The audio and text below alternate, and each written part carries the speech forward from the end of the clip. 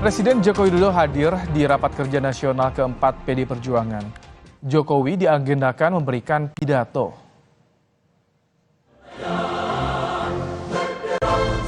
Presiden Joko Widodo tiba bersama Ketua Umum PD Perjuangan Megawati Soekarno Putri dan Wakil Presiden Ma'ruf Amin.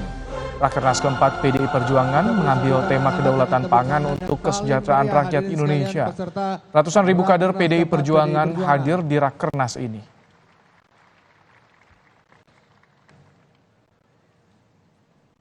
Kami persilakan untuk duduk kembali para rekan-rekan juru yang kami hormati.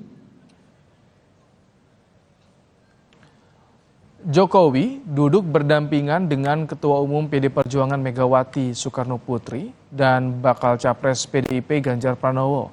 Dalam acara Kernas keempat PDIP, Presiden Jokowi dan baca pres Ganjar Pranowo akan menyampaikan pidato. Ketua Umum Partai Demokrasi Indonesia Perjuangan, Ibu Megawati Soekarno Putri. Yang terhormat Presiden. Mana sambutannya tadi buat calon presiden waktu? Saat berpidato di Rakernas PDIP, Jokowi bilang telah berbisik-bisik pesan untuk bakal capres Ganjar Pranowo. Jokowi menyebut jika Ganjar dilantik jadi presiden harus langsung jalankan program soal kedaulatan pangan. Merdeka, merdeka, merdeka. Calon presiden Pak Ganjar Pranowo, tadi saya bisik-bisik ke beliau, Pak, nanti habis dilantik, besoknya langsung masuk ke kedaulatan pangan. Nggak usah lama-lama.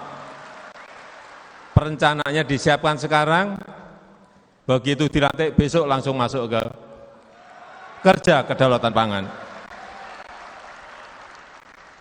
Sehingga swasembada pangan, ketahanan pangan, kedaulatan pangan itu betul-betul kita miliki.